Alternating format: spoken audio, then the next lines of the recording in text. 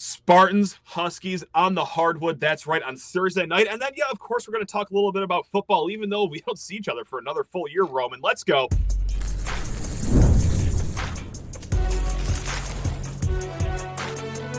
You are Locked On College Crossover, part of the Locked On Podcast Network. Your team every day. Big upsets to game-winning drives. The NFL playoffs are better with FanDuel. New customers can bet $5 and get $200 in bonus bets guaranteed, win or lose. Just visit FanDuel.com to get started. Spartan friends, Spartan family, also UW Nation, welcome to a crossover episode right here of Locked On Spartans, Locked On Huskies. I'm Matt Sheehan, and who is that strapping gentleman over there? What's your name, good sir? Hey, it's me, Roman Tomashoff, Locked On Huskies. Wonderful to be here, Matt. I love doing these shows with you. No, this is always a hoot and a half.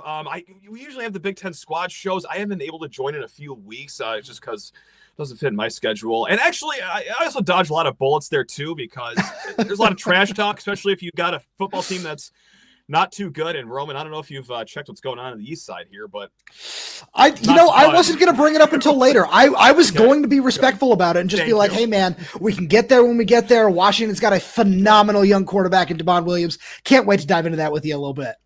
Let the record show you came in here respectfully. Okay, I dragged that all upon myself right there. We are going to open things up, talk about this basketball game. This is 9 Eastern, 5 Pacific. I double-checked that time with Roman. 8 Eastern, 5 Pacific. That's 100% what I said. So perfect. We are just rocking and rolling so far here. Glad that the Locked On Huskies listeners are getting a full dose of what to expect from Locked On Spartans less than 2 minutes into the show here. But, I love it. Look, I mean, big game for both programs. One for Michigan State to keep the momentum going here. We've won 7 straight. And for Washington to try to just start climbing out of the cellar of the Big Ten. I try to say that as respectfully as possible. But look, this is where we're going to start the conversation. I'm going to grill Roman about his Huskies. And there is some bad news, but there's also some good news for Roman here, guys. The bad news is, of course, 10-5 overall for Washington, 1-3 in Big Ten play. But the good news is, going away, you guys have the coolest head coach name out of the whole conference. Danny Sprinkle, first-year head coach. So let's start it with here. 10-5 overall, 1-3 in Big Ten play. I don't got to keep saying it. I'm sorry. But is it disappointing so far for Washington fans, or are you guys just chalking it up to, first-year head coach, tough conference, it is what it is sort of thing? So it is tough. First of all, shout out to Danny. Cool name, even cooler guy. Love talking to him. Just a fantastic human to be around. Huge shout out to Danny Sprinkle. It has been a little disappointing because there have been so many opportunities with a couple of these losses to win that game, where Washington most recently against Illinois was down 27-10.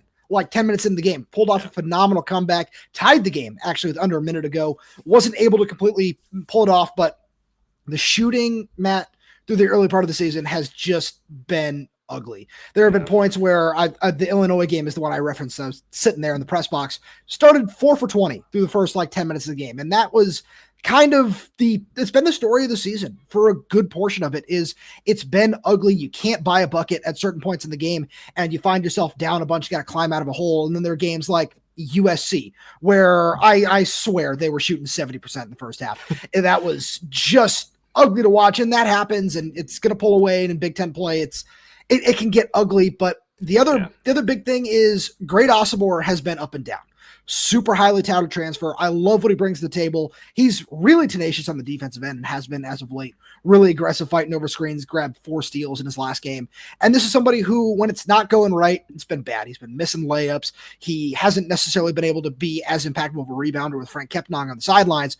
But all in all, when I look at what Danny Sprinkle has brought to the table, there's still been more energy and there's been more life compared to the last 5-6 years under Mike Hopkins, which have just really put me to sleep. I cannot stress that enough. And it's put a lot of this fan base to sleep. So it hasn't completely come back yet. There was a lot of energy with Maryland and Illinois in town over this last week or so. And moving forward, I hope that Big Ten play is going to energize it. But Matt, 5 straight ranked games. There's the 5 against ranked opponents coming up. It's not going to be pretty. No, it's the wood chipper coming up for you guys, unfortunately. And you already brought up a name that I wanted to just go to next because great Osobor, he kind of stole a lot of the headlines in the offseason because he was the $2 million man, Roman. I mean, that was the price tag that was thrown on him when he transferred to Washington. It's like, oh my Goodness gracious. Like he's a fine player coming out of Utah State, but is any player in the portal this good? Is it safe to say like he's having a good season, but it's still disappointing since there is $2 million attached to him? Yeah. Or do you just chalk it up to being like, it's not my money. Like, what do I care? Anytime you can get 14 and 9 from a player, it doesn't care. It's still good. But that's an interesting like thing to sift through because he's doing fine for you guys, but $2 million. You could have done a lot more in other positions too with that. So just walk us through that from a Washington fan. So I'm glad you put it that way because I kind of have one foot in both buckets where it is nice to see 14 and 9. That's solid. It's great. Right? That's more than what you could ask for, but it's not just because of the price tag.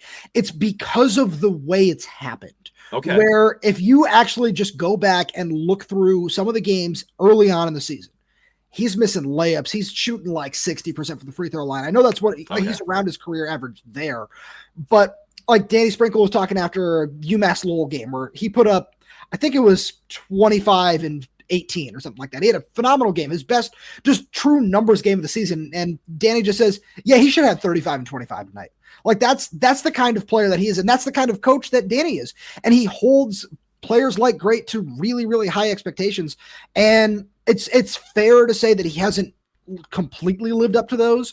Mm-hmm. And I think a big part of that is a guy I mentioned a minute ago, and that's Frank Kapnon, where this is personally one of my favorite players in the team. Just a really tenacious rebounder, somebody who gives you so much energy in the paint with just every single possession.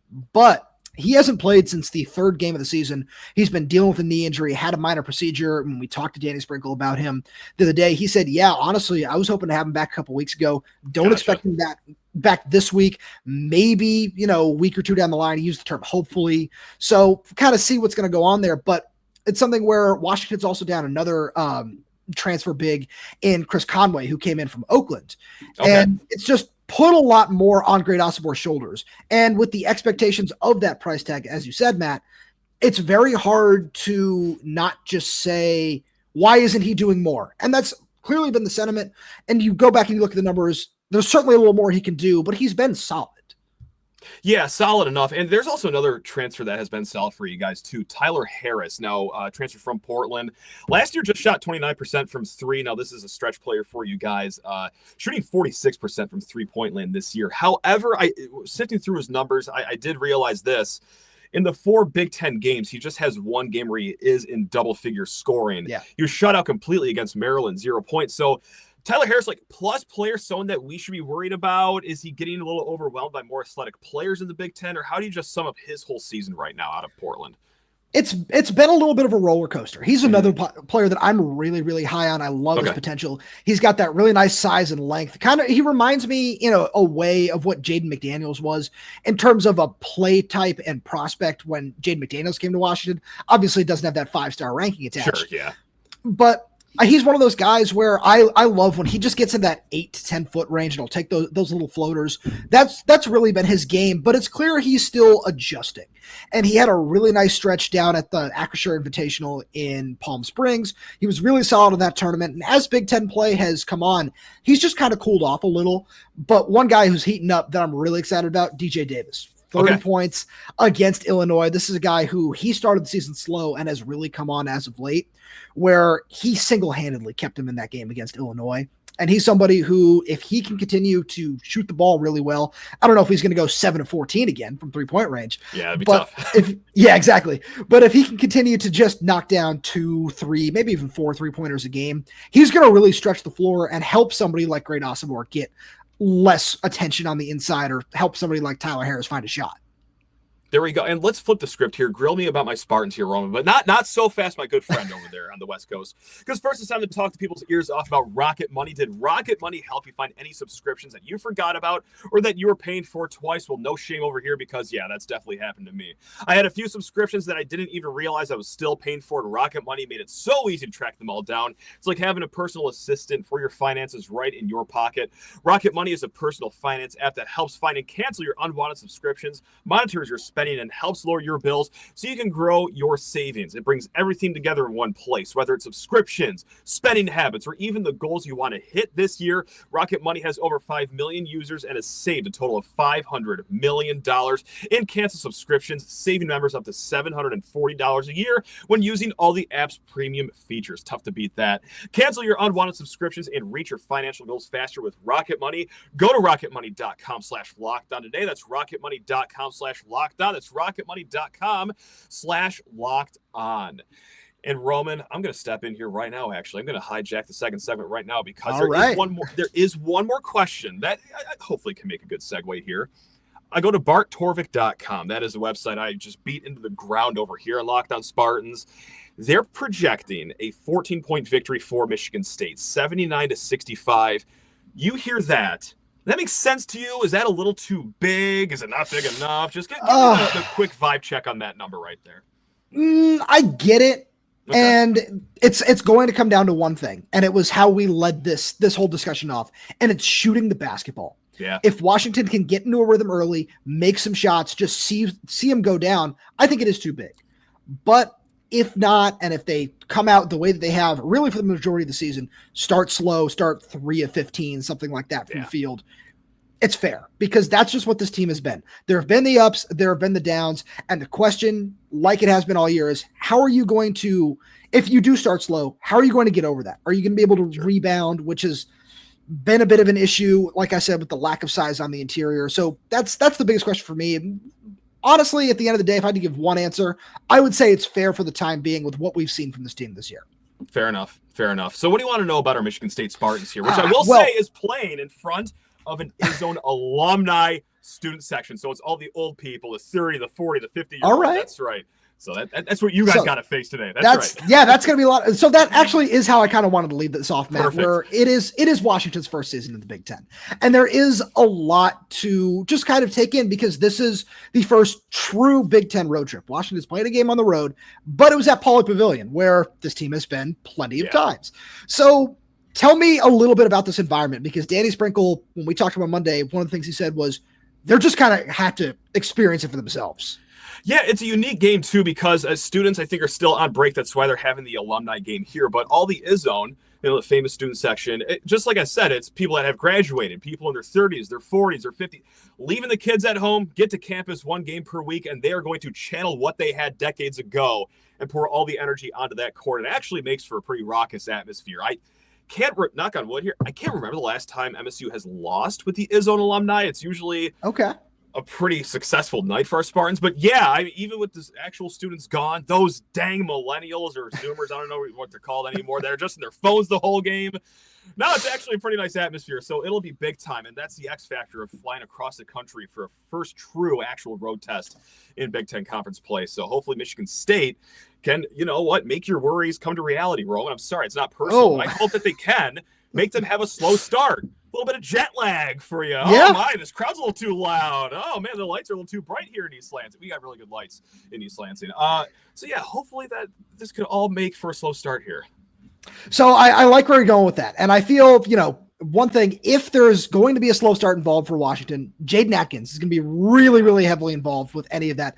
Just tell me a little bit about him and how, just leading scorer on the team, obviously, how hard has it been to defend him this season? Hard, and that's actually kind of surprised me a little bit because what we've known from Atkins his first 3 years is son, that 18 points, way to go, man. And then the next 3 games, it'll be 6 points, 4 points, 1 shot attempt. He's been very up and down his whole career. It's been volatile. But this year, consistent. I think he's riding, 6 games in a row in double-figure scoring. So he has been consistent for the first time in his career in a much increased role with Tyson Walker out the door now. So he gets to play that 2 position, but it's not just Atkins, which can hopefully lead to a slow start for Washington. And what I mean by that is defensively, the perimeter defense for Michigan State has just been outstanding so far this season, whether it's Jeremy Fears, Trey Holloman, Atkins, like we've been talking about. That's been really the calling card for Michigan State is their defensive as a whole, but specifically with guards and wing players, which, I say what you will about Michigan State basketball the last few years, hasn't been banner seasons the last 4 years, but if there's been one consistent, it's that our guard defense has been up to par, or dare I say birdie level. That's right. Pulling a golf term out there. But yeah, That's why we're so high on Atkins right now. It's not just for offensively, but defensively with that whole group. So I don't know how much you've just dove into the particular matchups here, because I'm curious to see how that's going to play out with Washington's guard situation, where this is a really interesting rotation of guards, where I feel that Atkins is going to see a lot of Tyree Inacho in this game, who Danny Sprinkle has consistently called Washington's best defender. And then outside of that, it's been a real rotation where Luis Courtright has gotten back in the mix as of late. There's Jace Butler, who is the former Illinois signee that decided to back off and come to Washington. There's Zoom Diallo, the high-rated freshman income. He's been fantastic. Yeah. Oh, fantastic name. Love watching him. He's a lot of fun to watch. But and then there's Makai Mason. There's so many names just in this backcourt that Danny Sprinkle said. I know I keep going back to it, but I just love using his words, because I feel that best describes where this Washington team has been this season. He just said, I can just basically roll the dice and pick my starting five that way. And that goes double for what's been going on in the backcourt. So I'm curious to see how that's going to just end up playing out on both ends of the floor, because you talk about guard defense, Matt. I feel that the biggest advantage that Michigan State might have in this game, and I'm curious to get your take on it, is on the boards, where Washington has really struggled to rebound the basketball as of late. And like I said, a lot of that has been due to injuries. They got Wilhelm Breidenbach back from injury. Breidenbach, excuse me, back from an injury. That's a fun just phrase to throw in there. Right. But I think that with just the two big men, Washington has really struggled to get second chances, and they've allowed a lot of second chances at the same point. Would you agree with me on that statement? I would, because that's been one of the greatest things about Michigan State basketball. It's something we haven't seen in quite some time here, is that we're rebounding the ball. Not just good, but almost at an elite level. They're top 20 in both offensive and defensive rebounding percentages here. And I do want to circle one player that we didn't bring up yet, is Jackson Kohler. I mean, he missed the first half of last season. That was next. Injury. There it is right there, because when you talk about elite rebounding, the numbers say, and we're going to, this is the rebounding stat we're using, rebounding percentages, offensive and defensively, what percentage of the boards is he grabbing? It's almost at an elite level. He's just a tick below 30%, and that would put him at top 10 since 2008, since they started charting this stat on barttorvik.com. So he's just been fantastic on the boards. Of course, you got Shimon Sapala, 7-footer. You can't coach height. Cohen Carr's always in there muddying up the boards too. So, it's been a great callback to what the core Tom Izzo days were of just defending, which we've talked about, rebounding, which is what we're seeing come back to East Lansing. And then we'll also run it in transition, which has been solid so far this year. But the rebounding, oh God, it saved Michigan State and won them some games outright so far this season. So I love the disparity there. And quite frankly, again, I like you, Roman. I want you to have a good night most nights, but just not Thursday night. I hope this trend continues for both teams here. That'd be delightful. So we're certainly going to get to that. I've got a fun game that we always play on the football side of things. But before we get there, I want to hear a little bit about what Michigan State's expectations were coming into the year. You asked me a little bit about Washington's, what that's supposed to look like, but under Tom Izzo, just with what this team is supposed to be every year. And again, I say this from somebody who I love college basketball, but for a lot of this Washington fan base, the last couple of years of Mike Hopkins has really killed a lot of interest. Sure. So bringing Danny Sprinkle back has just invited a little bit of energy, but it's not quite there yet. So I think that some Husky fans are still trying to get back into the swing of things on that front. Yeah, before the season, I did the worst thing you could do as a podcaster. And right here in the Locked On Network, they say, hey, be strong with your takes, be confident, drive it home. And Roman, for preseason expectations for basketball, I'm this could be anywhere from a home NIT game to, I don't know, a 5 seed in the tournament, because there was so many question marks going into this one. Jeremy Fierce, who just got over a gunshot wound in the middle of last season. Can he just take the reins as your starting point guard? Can Xavier Booker step up this much from freshman to sophomore year? Jackson Kohler, can he progress? Frankie Fiddler from Omaha. There were about 13 question marks that we've highlighted. And let's say that only half worked and half didn't. I said, okay, you're probably going to go for another 7 or 8 seed, just like we have been the last few years. So that's where my expectations were in the end. Anywhere from here to there, but I'm going to go in the middle here. But I got to say, right now, you look at some bracketologies, 4 seed, 5 seed, but more importantly, you're at the top of the Big Ten right now. You have won 7 straight games. You're looking good doing it. Offensive and defensive efficiency, both in the top 40. We just talked about rebounding numbers. You're getting 39 points per game from your bench, which is 5th best in the country, 2nd best amongst Power 6 teams. So it's all coming together. It's looking like Michigan State basketball. And so are our expectations highly, highly shot over? Well, for me, yeah, they are. So I know that there were some real Michigan State fans that said, no, we're going to get back this year. Hey, they're right. They were right because things are looking up right now. Will it be perfect? Will we go 20-0 in Big Ten play? No, I expect we'll go like 13-7 or something like that. But that could very well win the league this year. It's going to be a grimy, dirty league, Roman. So, no, I love where Michigan State is trending right now so far. No, that's great to know, and it leads into a little game. We're playing Your Team Wins If. So Ooh. I'm gonna hand the floor over to you first. Ooh, our team wins if that defense on the perimeter still shows up in the rebound. And I know it's all boring, but also, you know what? Here's one guy that I didn't bring up yet, and I gotta say, I'm shocked I didn't bring him up in the first 20 minutes. Freshman Jace Richardson, another great guard player. If he maintains a strong level of play as a true freshman here, I know last game we said going into the Ohio State game, you might need 40 points from your guards. We didn't quite get there. Didn't matter. Still won. I think that you still need some strong guard play against who you guys have just said. Pretty strong defenders on your end as well. So it's all going to come down to the guards. And hey, that is an alumni. Show up, baby. That's right. Start these guys slow. Turn these Huskies into puppies. Alumni Izzo. Let's go. I'm sure everyone's listening to that right now. All 3 people that are driving to the game listening to this. I just fired them up. So Roman, am I allowed to take your game and spin it right back to you? You absolutely are. That's the whole point of the game. Hey, Roman, got a question for you. Your Huskies win if what? Oh, all right. I don't know if I'm prepared for this. The Huskies win if they're able to find a way to stay in the game early. I don't say stay in as, a loser's mindset. You come in expecting just cling on. No, it's you come in and you need to make sure you hang because teams have gone on runs early against you when you can't score the basketball. You need to find a way to, however it is. And it leads into the most important thing. Matt, this is a crazy basketball strategy. I'm about to drop some knowledge on you. Make your layups. Oh, make your layups. When you are near the basket, find a way to finish. And it's been tough on some guys early in the season, it's been frustrating, and it's led to some rightful frustration from fans and half full arenas early in the season, which is sad to see because heck Ed, when that place is rocking, Matt, you guys out in Michigan are going to absolutely love it. Yeah. Yeah. I've seen it because I've chased a lot of losing college basketball days with like an 11 p.m. tip in Washington. I've watched a lot of Huskies basketball in my life trying to win back a lot of money that I've lost. So I know what that place looks like rocking. It's cool. Respect. I do love to hear that. And then if you're able to make your shots early and space the floor, utilize great Osobor. Because when he is down low and he's using his physicality and his twitch, because it's not just size and strength, is he's able to get around guys. He brings the ball off the floor sometimes. He really can act as a point forward. It's find different ways to utilize your best player and get him rolling.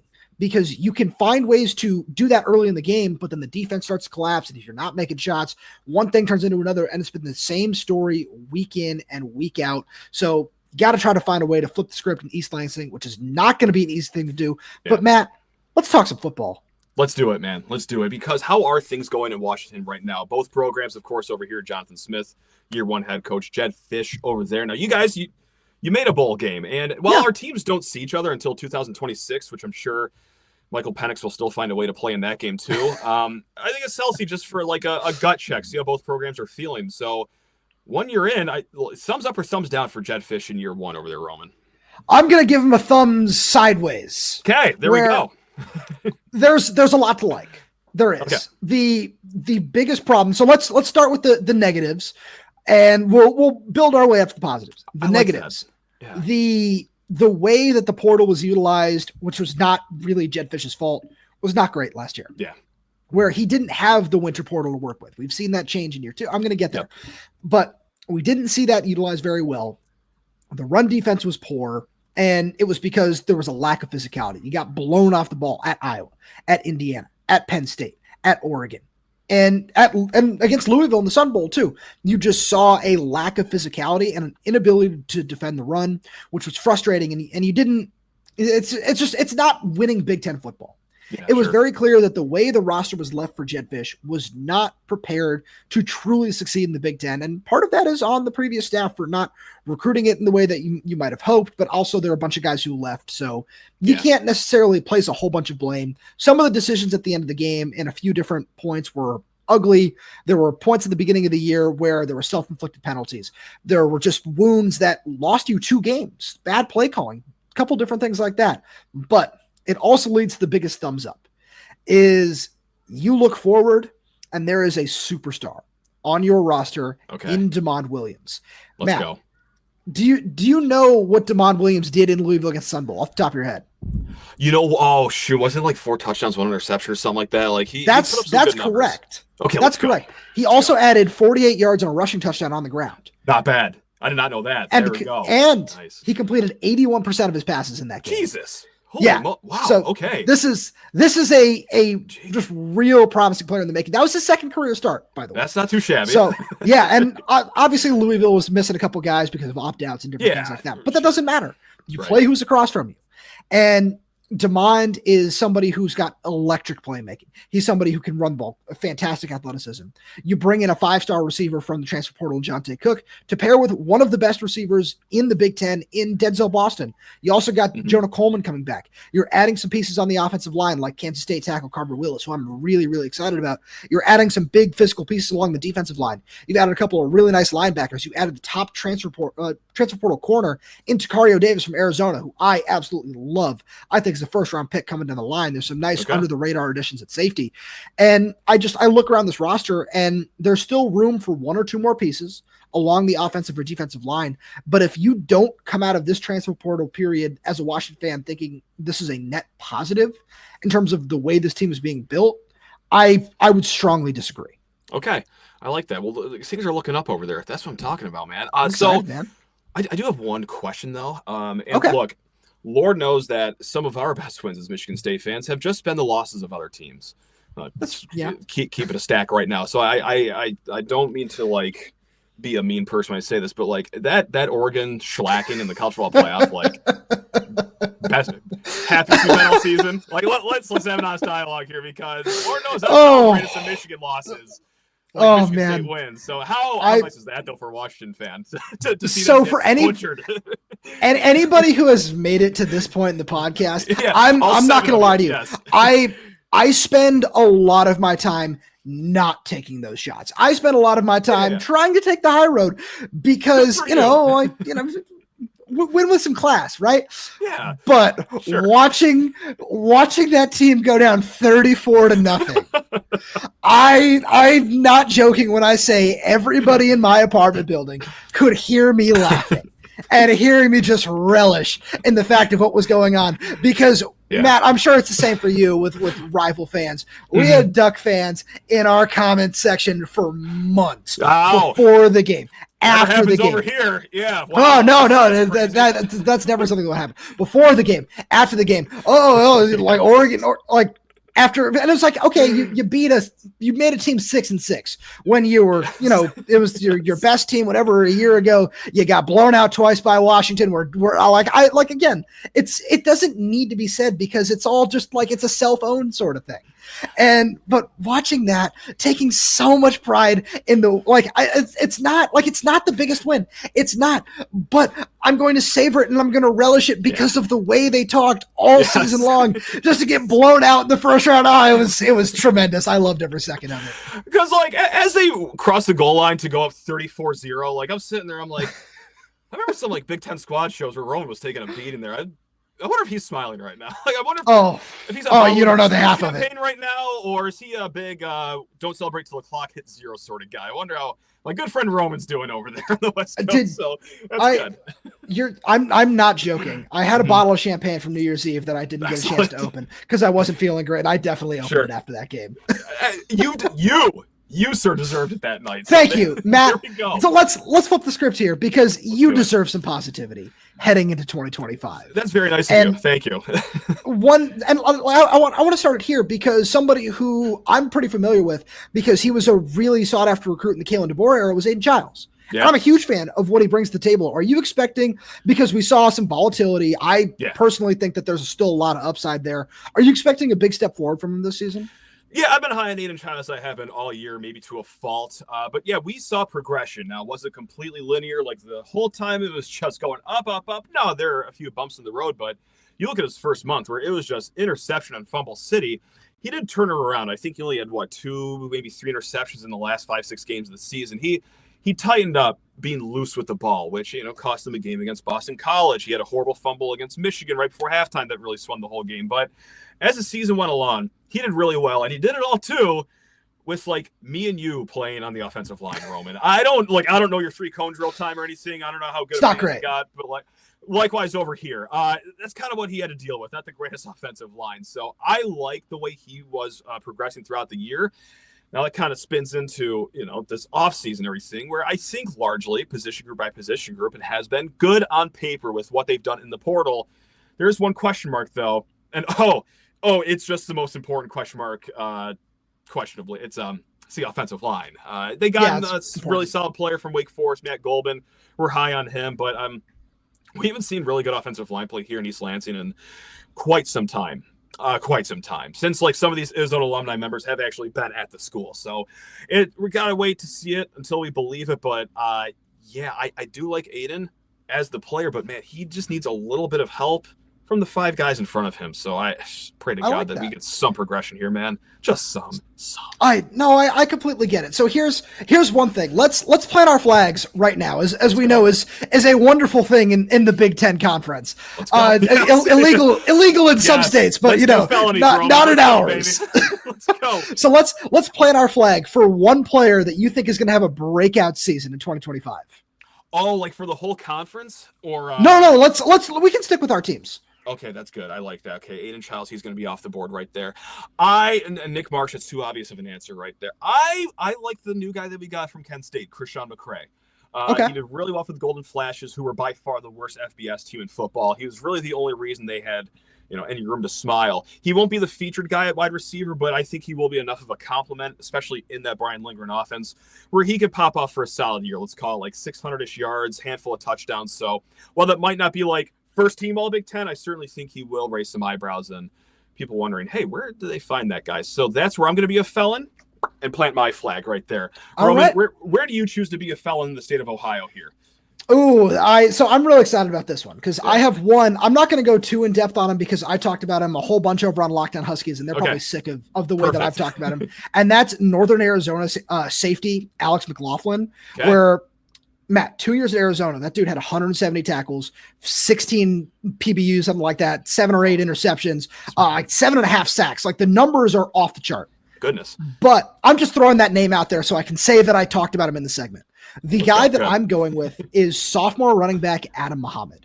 Okay. I am so excited about this kid. I'm not joking when I say to you, I pride myself on being very knowledgeable of this team.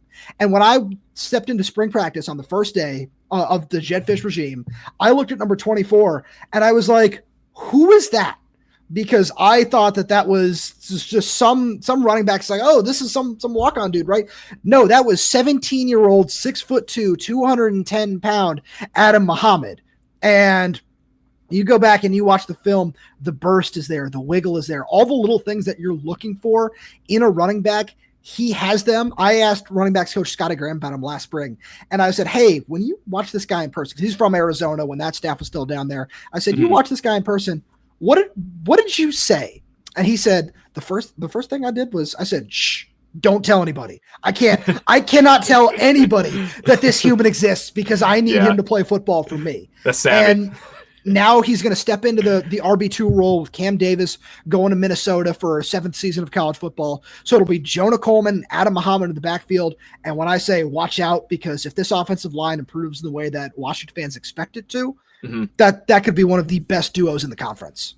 There we go, folks. Things are cooking over there for Washington football. And then who knows about this basketball game? Upsets happen all the time in the world. But, hey, we're going to talk about it regardless over here at Locked On Spartans, over there Locked On Huskies.